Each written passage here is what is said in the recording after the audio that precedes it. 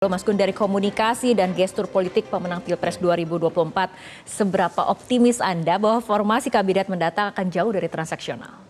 Untuk jauh dari transaksional memang sulit ya. Kenapa? Karena kalau kita lihat skema dari sejak proses kandidasi berlangsung, itu kan menunjukkan pola yang komunikasinya itu bersifat transaksional. Contoh ya, presidensial threshold 20% kursi DPR atau 25% suara sah nasional itu kan mengharuskan partai membangun koalisi. Dan koalisi besar yang terbangun kemarin itu kita bisa lihat Mbak Rara, berkonsekuensi pilihan-pilihan itu tidak selalu ideal. Ditentukan oleh tiga hal. Pertama, figur. Kemudian yang kedua itu benefit of office, ya, keuntungan dalam kekuasaan. Dalam konteks tentu setelah memenangi kontestasi. Yang ketiga itu cost of entry. Tentu kita semua tahu ini soal biaya masuk gelanggang pertarungan. Nah, bicara yang kedua tadi, keuntungan dalam kekuasaan biasanya sudah menjadi skema dalam konteks negosiasi politik sejak proses mendukung dan mengusung. Sehingga wajar kalau kemudian line up kabinet itu sebenarnya sulit menghindari atau sulit ya terhindar dari pola transaksional.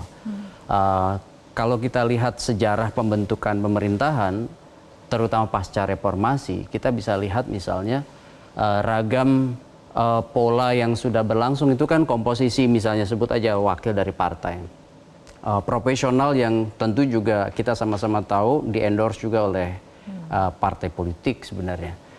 Sehingga kemudian ketika terjadi reshuffle, contoh misalnya di era Pak Jokowi, itu kan ada 12 kali reshuffle kabinet ya, dari sejak 2014 sampai terakhir itu Februari 2024. Nah, ini dari 12 kali reshuffle ini yang paling riskan untuk di reshuffle itu tentu adalah menteri dari kalangan non partai, ya, sebut aja misalnya beberapa contoh menteri yang diisi oleh para akademisi atau mungkin teknokrat yang non partai begitu ya, yang itu kemudian digeser atau diganti.